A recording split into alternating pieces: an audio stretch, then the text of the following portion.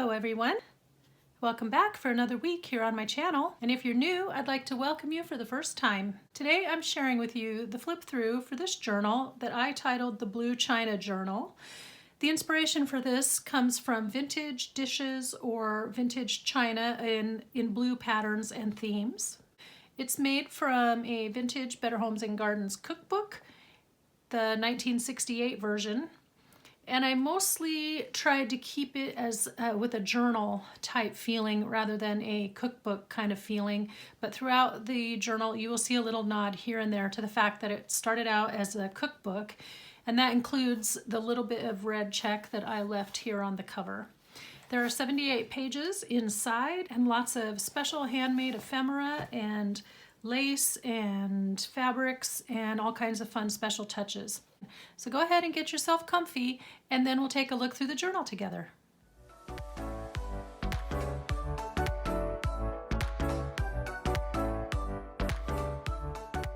Okay, let's start with the cover. So on the cover, I had this piece of lace.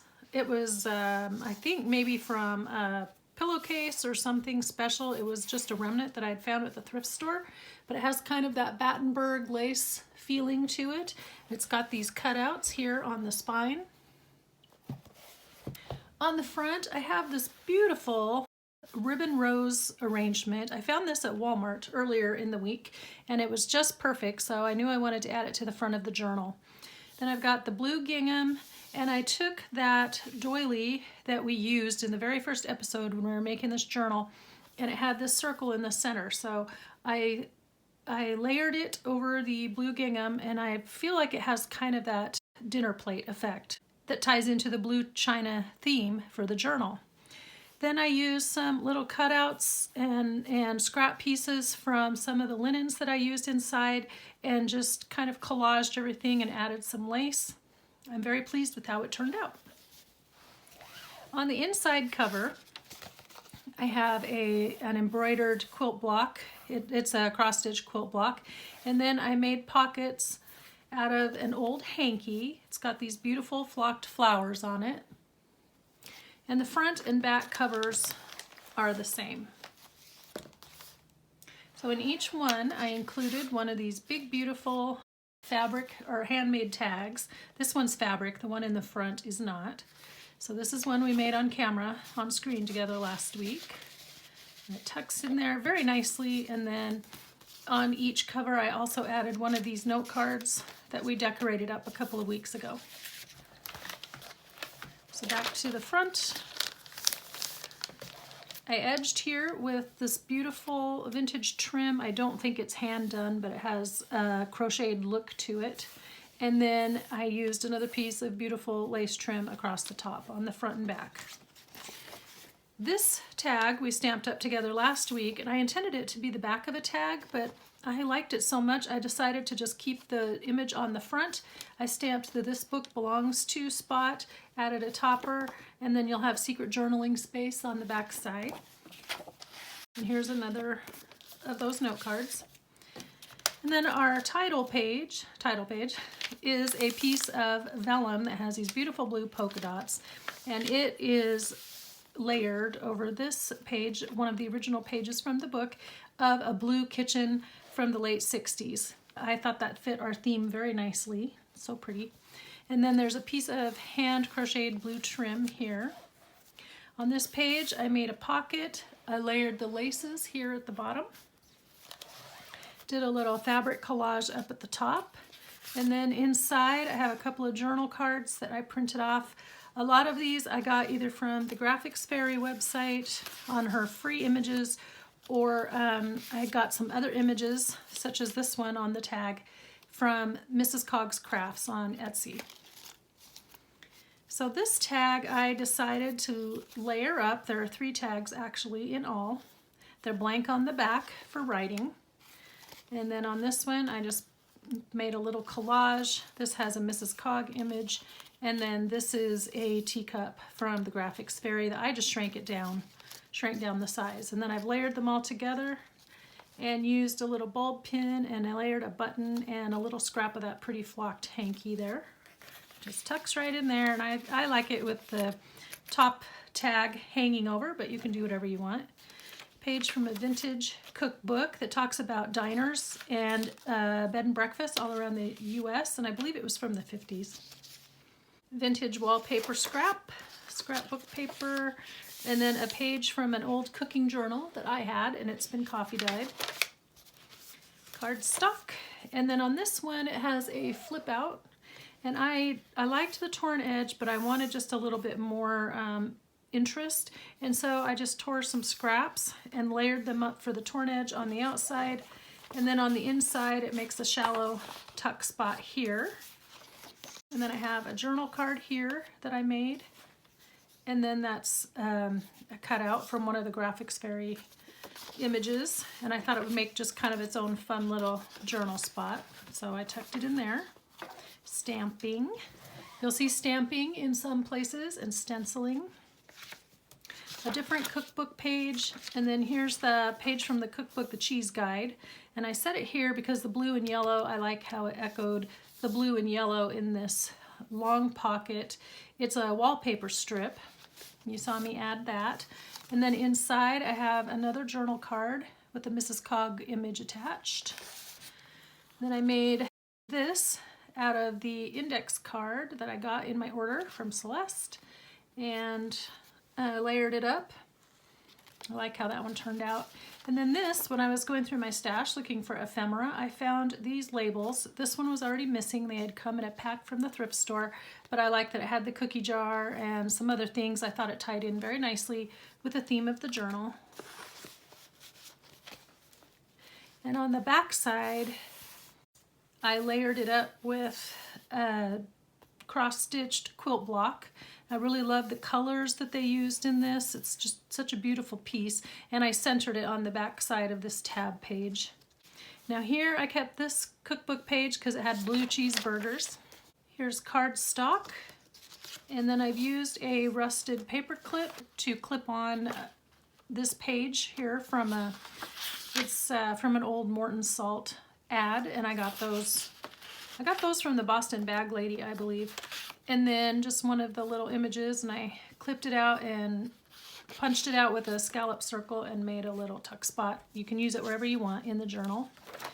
Pages from the cookbook, and then here's that envelope that I decorated up. I showed that to you in an earlier video.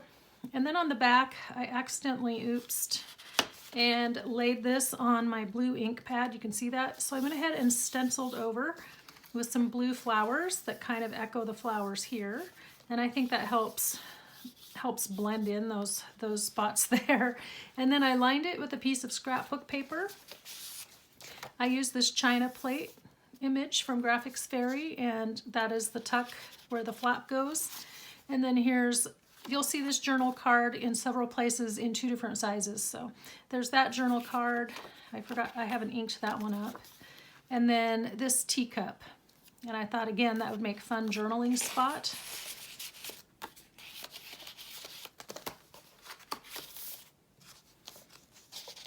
There we go. This one has the blue dishes and the pretty blue and yellow tablecloth. Cardstock, scrapbook paper. And then on the back is where I used the spray adhesive and added the wrapping paper.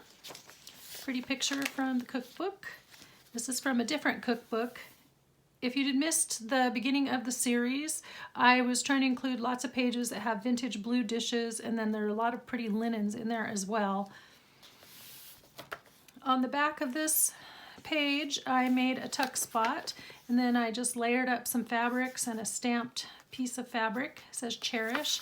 And then here's a Graphics Fairy image. Isn't he cute? He's looking for dinner, but I liked him because there's some blue on the dishes there. I thought that was really cute. In this pocket, there's a lot going on, so I stenciled on the background. I added this graph paper pocket here and layered up another Graphics Fairy image. And then inside the little bag here, I just have a paint chip that you can do whatever you want with to decorate the album, to decorate the journal. Here's a card I made using another one of the images from Mrs. Cog's website. I used 2 different two different sets. Those two sets from Mrs. Cog are called In the Kitchen and Tea Time. So In the Kitchen has 2 pages in the set. Tea Time had 4 pages. And then I just printed them off. I printed them several times, and I don't have the entire sets here, but you can see some of the images that are also on the pages, different from what I used. And here's some of those graphic fairy images. These, my color did not print. I had to go clean the printer heads, but I just copied and pasted onto a sheet and then printed them off. So I will link Mrs. Cog's shop below, possibly link those 2 exact sets, I'm not sure. But if not, look for Tea Time and look for In the Kitchen and you will find them. This tag is a fabric tag that I made from the scraps. So this is some of that leftover hanky piece and then a leftover piece from the cross stitch that's on the cover. And I just layered them over each other and made a long skinny tag with some stamping and stenciling on the back. They're still light enough for you to write over yourself. Piece of vintage wallpaper, I would say probably from the 80s.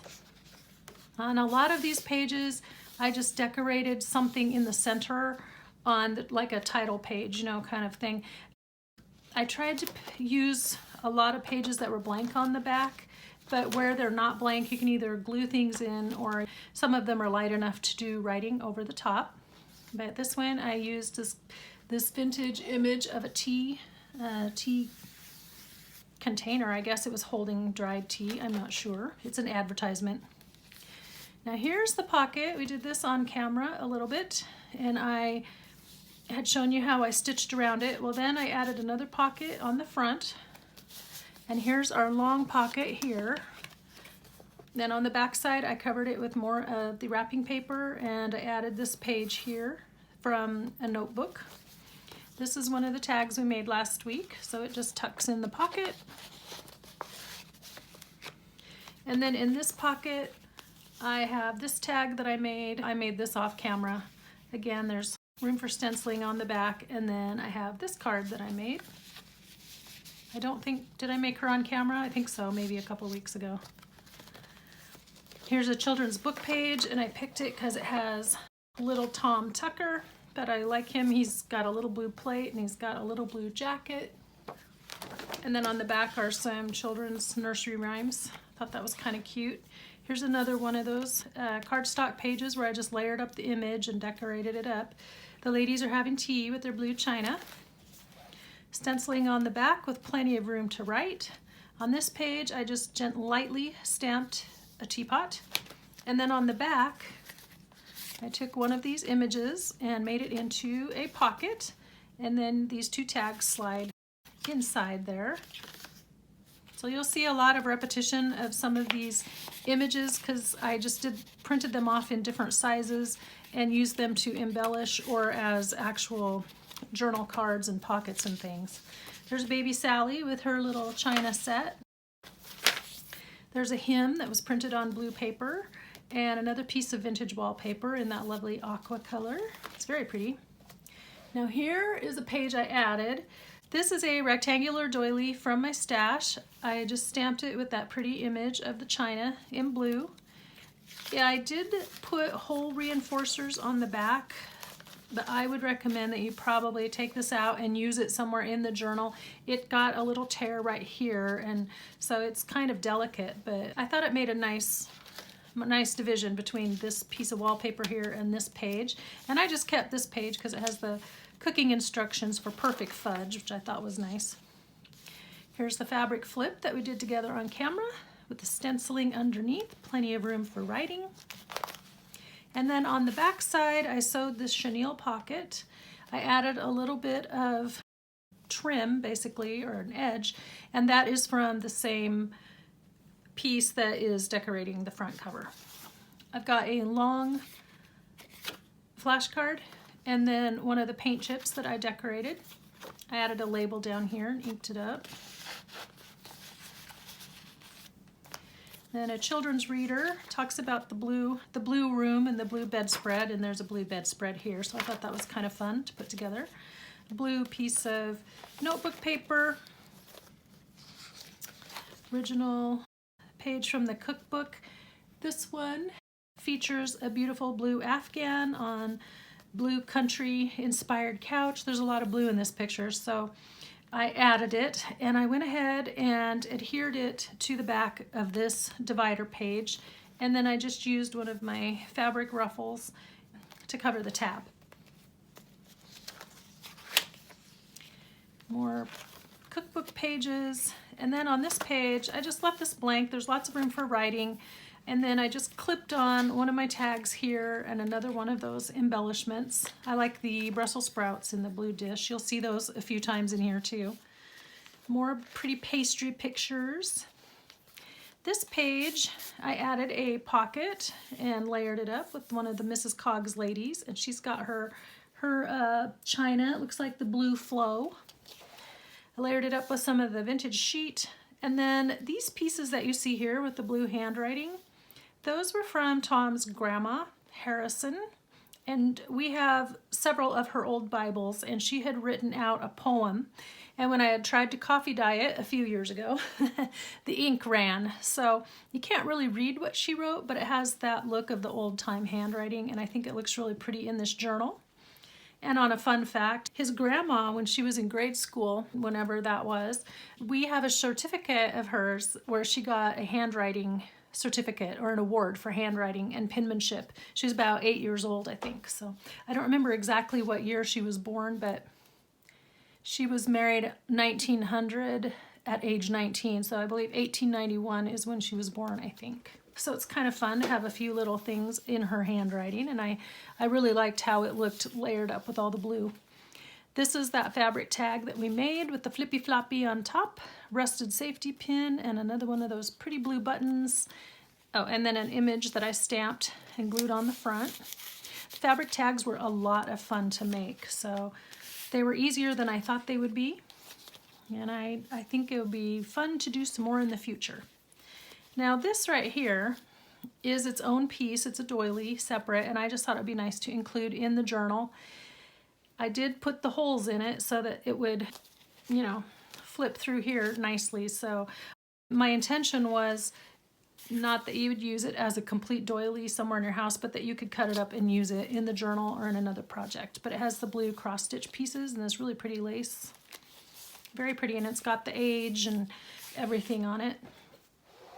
Now this page, I was playing around with the leftover inks. When I would ink up the little hole reinforcers with the different inks, I sprayed those down with water and then just played around with this piece of cardstock and ran them through and got some really pretty patterns. I just thought that made the page look really interesting. There's more on this side than there is on this side, but you can see where it's kind of spilled over a little bit. Then on this side, I've been wanting to try this technique, and I didn't do super neat or straight rows, but I like when the people will go through and sew the journal lines on the page. So I went through and sewed these for you. Then on this half, this is a flip out, so on this half I did messy stitching, did some stamping, so there's an open spot here for writing. And then on the back, here's an image from a cookbook. I layered it up as a pocket and added some snippets and some stamping and made a little collage there. And then in the middle, I keep going back and forth, sorry. In the middle are two identical little tags cut from the scraps from the papers I used, and we got a couple of ribbons there, and they just slide right into here. There you go. Isn't that cute? So I think I mentioned at the very beginning that I just wanted lots of lace and lots of things just kind of falling out of the journal all around the edges. And I think I've achieved that. Now there may not be as much sticking up on the top, but certainly around the sides and the bottom, there's lots of pretty layers of lace and things. So I really like that this came out kind of the way I was seeing it in my head. Another recipe card with pretty blue linens. And then here's a pocket that I made. This is a quilted pocket that I had in my stash. I added one of the scrap pieces and layered that up, and this is actually a piece of that hanky. It's one of the plain sections of the hanky, and so it has kind of that look of like gauze or cheesecloth or something. It's very pretty, very soft. And then some layered of laces and one of those cute little crochet flowers from Celeste. And then this is the booklet that we made together.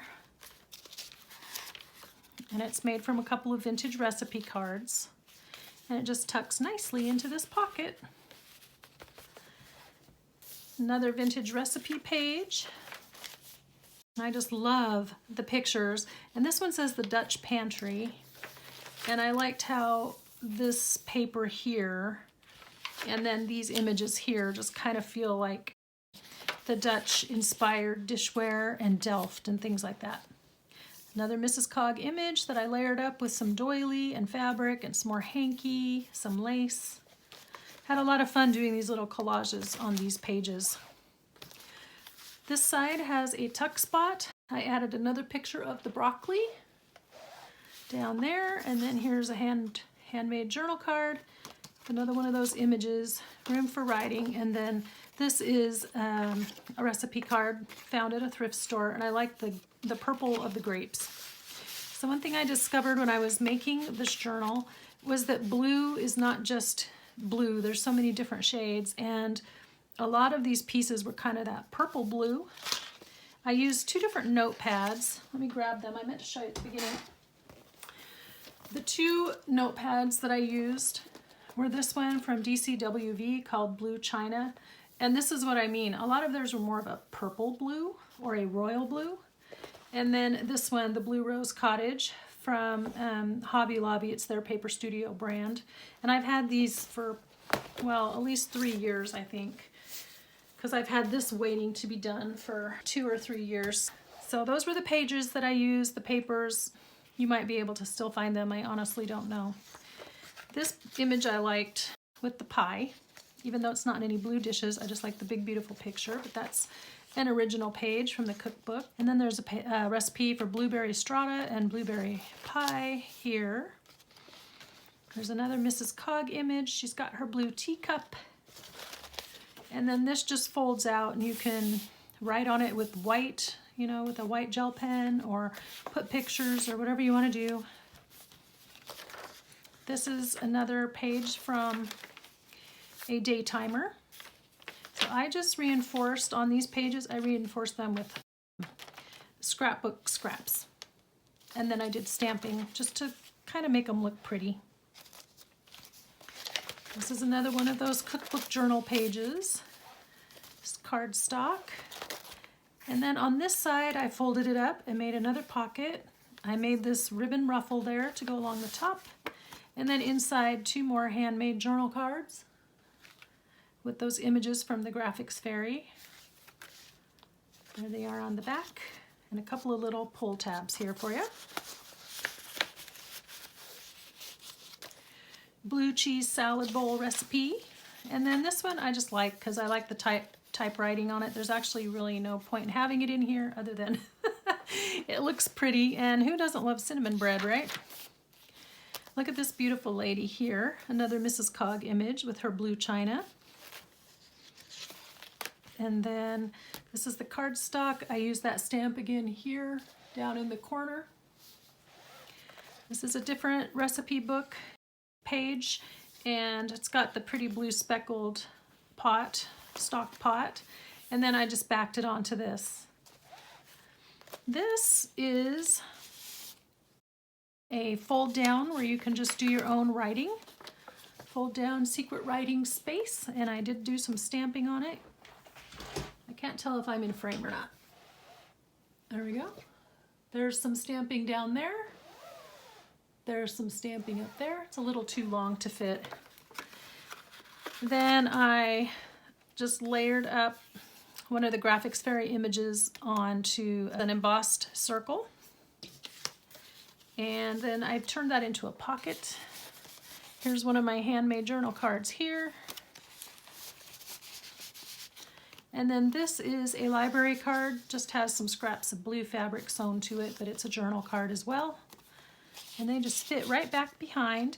And then this is an old dictionary page, and it is glued to the back side of this tab page. And I kept this whole thing because of the soup tureen and how it has the blue crockery.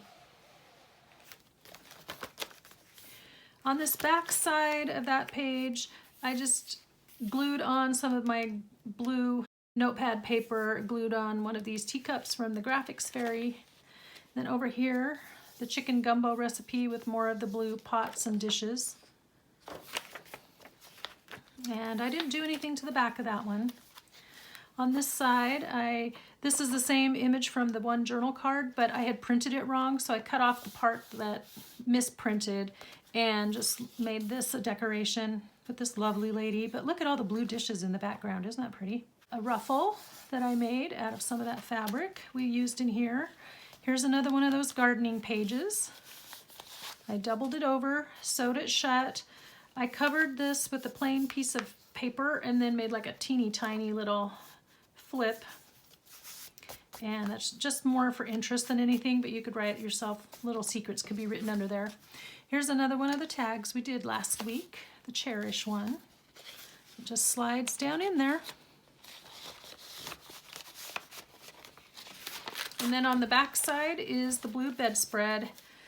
And I kept thinking that I wanted to put something up here in this blank space, but I never really found anything. And honestly, you could just go through here and just write. There's enough room in here. You could do a lot of writing over that part, and it would work really well. Just fill it up with your handwriting. Another day timer page. These are from those Franklin Covey planners. This is one of the teacup images from the Graphics Fairy, and I made it a pocket. This is one of the teapots, slides right in there, and then a tag from my scraps.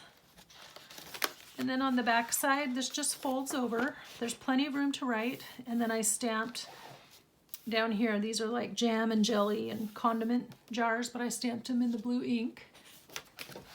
Another piece of that vellum, the other half. And then on this page, this just had beautiful hand crocheted snowflakes. It came from a craft magazine. And then I put one of my clusters on here that I made out of scraps, and then added a piece of a crocheted doily down there just to give it some interest. Added a ruffle and layered it over some lace up here, and then a couple of tags from my scraps, and then punched out image from the Graphics Fairy. This is actually not from either of those paper pads, but it was a blue piece I had in my stash. I think I may have picked it up at a thrift store or something. I don't know where I found it, but I liked it, so we added it here. Then we have a few recipe pages. I liked that this had the blue cooking terms and the blue pictures. Thought that was kind of cool. And then the planning for a crowd. Those are just kind of fun pages to add. On this one, another page from a different, I think it was an Ideals cookbook maybe, I'm not sure, but it had the blue dishes and the blue napkins and things. And it just went really nicely with the shade right here. This is light enough, you can write on that. Then another piece of 6x6 paper, another piece of scrapbook paper. And here, I did not make this one on camera last week, but I took another piece of the sheet and then another scrap of that hanky with the flocked flowers, and I layered them up, made a pocket on it. And then I just added some lace scraps. And then these I also found at Walmart this week when I was there, these little flowers. They come in an 8-pack.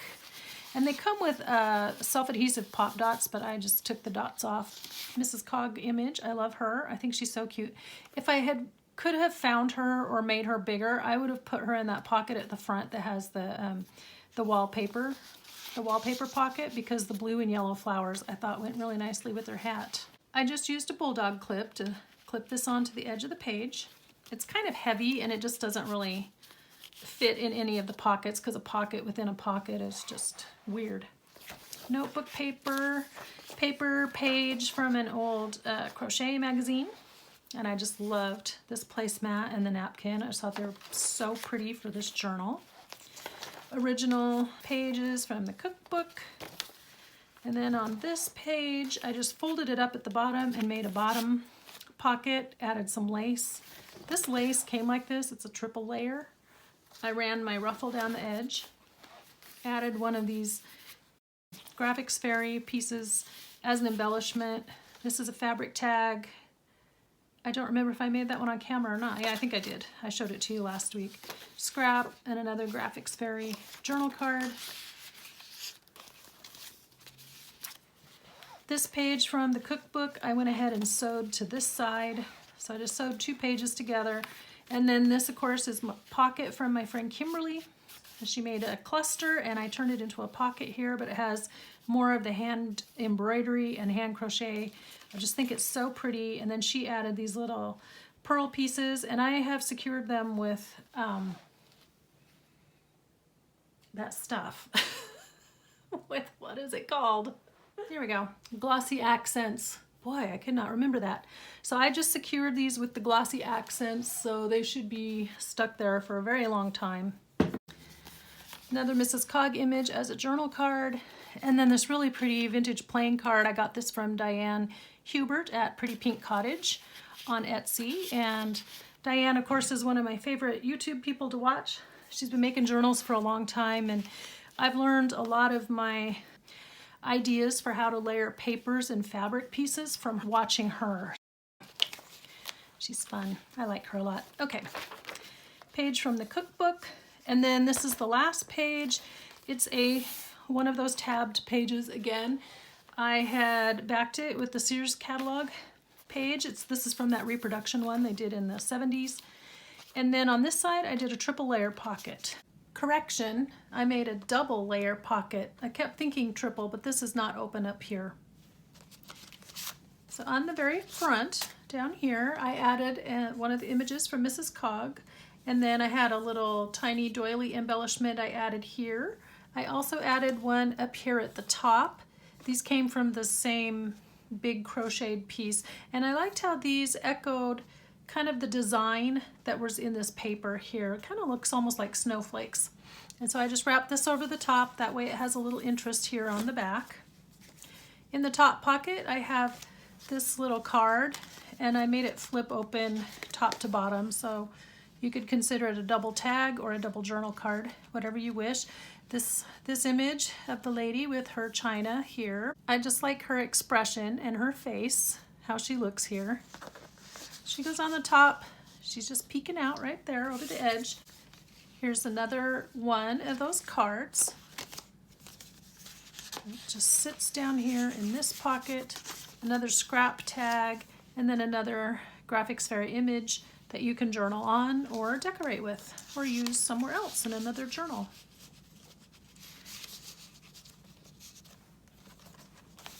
That's the last page. I left in the cardboard divider piece that keeps all the pages from sliding around. And then we're here at the back cover like you saw before. On the back I decorated with this strip here, a little lace to cover the transition, and then there's that Battenberg lace piece, the blue one. So pretty.